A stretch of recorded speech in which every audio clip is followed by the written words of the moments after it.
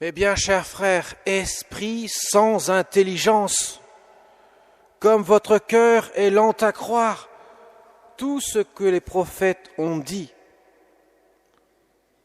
ne fallait-il pas que le Christ souffrit cela pour entrer dans sa gloire?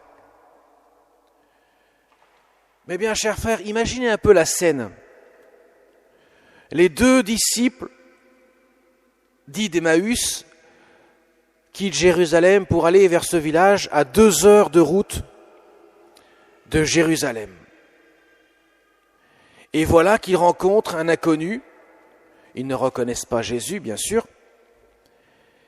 Et cet homme-là leur pose la question, mais de quoi discutez-vous? Alors ils sont un peu surpris, quand même, tu es quand même bien le seul étranger à ne pas connaître ce qui s'est passé à Jérusalem. Et quoi donc? Jésus de Nazareth qui est mort sur une croix, alors que nous pensions qu'il serait le libérateur d'Israël. Cet homme donc ignore de tout ce qui s'est passé.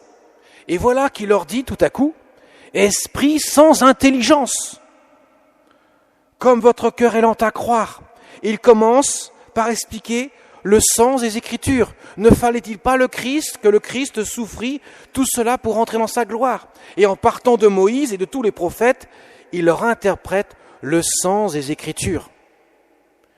Ils auraient dû se dire, quand même, c'est quand même curieux, cet homme-là ignore tout ce qui s'est passé à Jérusalem et il est en train de nous expliquer les événements dont il est censé ignorer. Il y a un truc qui colle pas. Et non, ils ne comprennent toujours pas. Et c'est en arrivant le soir, au moment où il prend le pain, il le bénit, il le rompt, à ce moment-là, leurs yeux s'ouvrent et ils le reconnaissent. Et bien sûr, il disparaît à leurs yeux. Et ils se disent quand même, notre cœur n'était-il pas brûlant, tandis qu'il nous expliquait le sens des Écritures. Voyez mes chers amis, pendant 2 heures de temps, ils ont parlé avec Jésus, ils ne l'ont pas reconnu. Ils ne l'ont pas reconnu avec leurs yeux, ils ne l'ont pas reconnu avec leurs oreilles, ils ne l'ont pas reconnu. Comme un étranger. Jésus est invisible. Il n'est pas reconnaissable. Et c'est seulement où ils font un acte de foi, où leur cœur s'ouvre, à ce moment-là, tout devient lumineux. Effectivement, pour ceux d'entre vous qui avaient connu une conversion, vous vous rappelez sûrement que avant, tout cela vous paraît bien étrange, et au moment de la conversion, tout devient lumineux. C'est comme si les écailles que c'était sur vos yeux, comme saint Paul d'ailleurs, elles tombent, et tout devient transparent. Voyez, une fois de plus, la résurrection de Jésus est un mystère. Tous les passages de la résurrection nous montrent la même chose. On ne reconnaît pas Jésus. Il aurait beau être devant nous, ce n'est pas nos yeux de chair, ce n'est pas la technologie la plus sophistiquée qui soit, qui permettrait de dire « celui-ci est Jésus de Nazareth, celui qui est le Fils de Dieu ». Encore qu'on dise Jésus de Nazareth, mais qu'on dise que celui-ci est le Fils de Dieu, alors là, c'est encore... ça dépasse tout ce qu'on peut imaginer. Parce que ce n'est pas possible d'imaginer que cet homme-là soit Dieu. Cela nous est révélé. C'était impensable pour l'homme d'imaginer un instant que Dieu s'incarne, que Dieu, en s'incarnant, meurt sur une croix et que le 3e jour, il ressuscite. Les apôtres s'avèrent incrédules. On l'a vu avec Thomas dimanche dernier. Simon-Pierre l'a été aussi, jusqu'au moment où Jésus lui apparaît devant. Et à ce moment-là, comme nous le dit l'Écriture aujourd'hui, le Seigneur est réellement ressuscité. Il est apparu à Simon-Pierre. Mais tant que Jésus n'apparaît pas à ses apôtres et tant qu'ils ne font pas ce degré de foi, cet acte de foi, ils ne le reconnaissent pas. Jésus va leur reprocher durement leur incrédulité.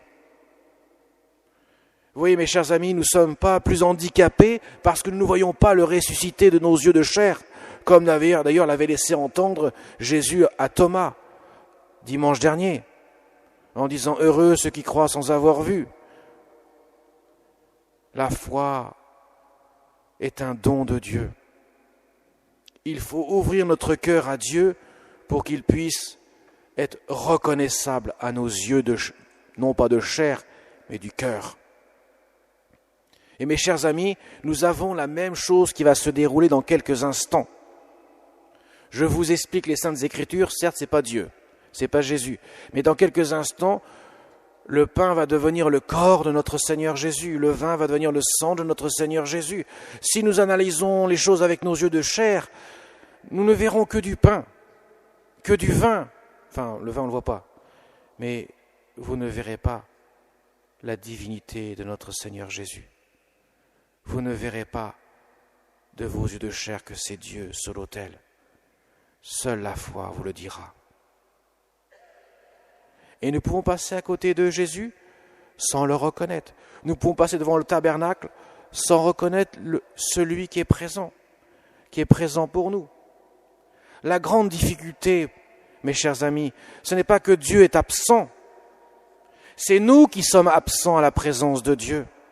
Souvent on dit « Seigneur, tu es où ? Je t'appelle au secours, tu ne viens pas à mon secours. Je te prie sans arrêt et tu ne réponds pas à ma prière. » Jésus nous dit « Mais mon enfant, où tu es ? Je suis devant toi. Je suis non pas seulement devant toi, mais dans ton cœur. J'exauce ta prière, mais tu ne la vois pas. Elle ne s'exauce pas à tes yeux parce que tu manques de foi. Comment peux-tu douter que moi je ne puisse pas venir à ton secours, alors que je t'aime plus que tu peux t'aimer toi-même ? Voilà ce que Jésus nous dit à notre cœur. Mes chers amis, si nous demandons des preuves de Dieu à Dieu, des preuves que Dieu existe, nous pourrons toujours attendre, car nous fermons notre cœur sans cesse à ce moment-là à l'action de Dieu dans notre vie. Dieu ne peut pas agir si notre cœur se ferme à nous, se ferme à lui. Il ne peut pas agir si nous demandons toujours une sorte d'équivalence avec Dieu. C'est comme si Dieu était au même niveau que nous, alors que nous sommes que des créatures et lui le Créateur. Il y a un préalable dans la rencontre avec Dieu. Le préalable, c'est la foi, l'acte de foi. Seigneur, je crois que tu es là. Et à ce moment-là, je vois.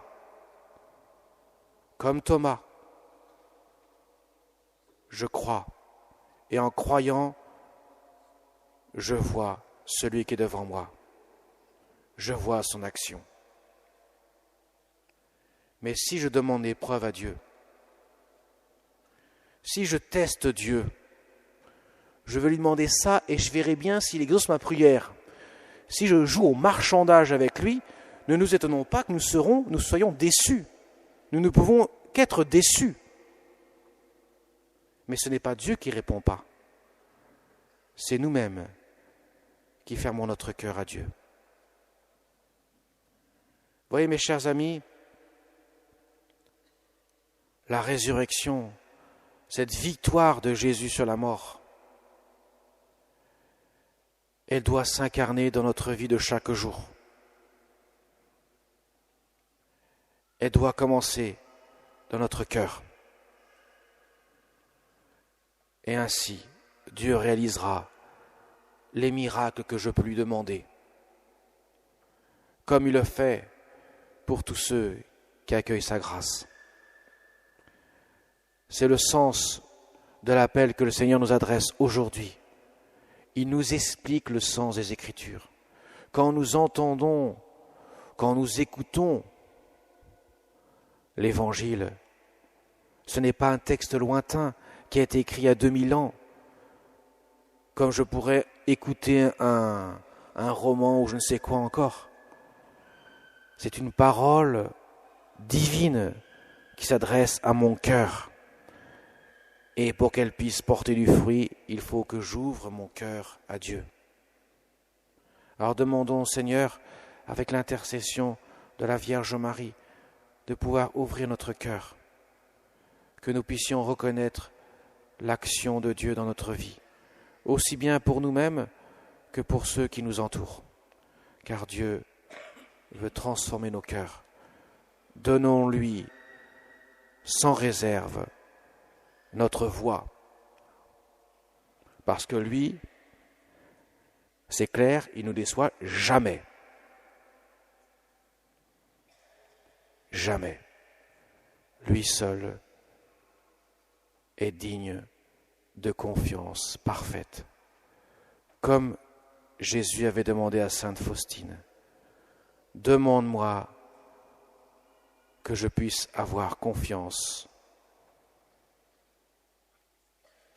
en toi. Jésus, j'ai confiance en toi. Telle est la signature que Jésus nous laisse et adresse dans son mystère de la miséricorde divine à chacun de nous, que nous puissions dire jour après jour, Jésus, j'ai confiance en toi. Comme la Sainte Vierge Marie nous y invite dans ce cœur à cœur qu'elle entretient avec son Fils bien-aimé. Amen.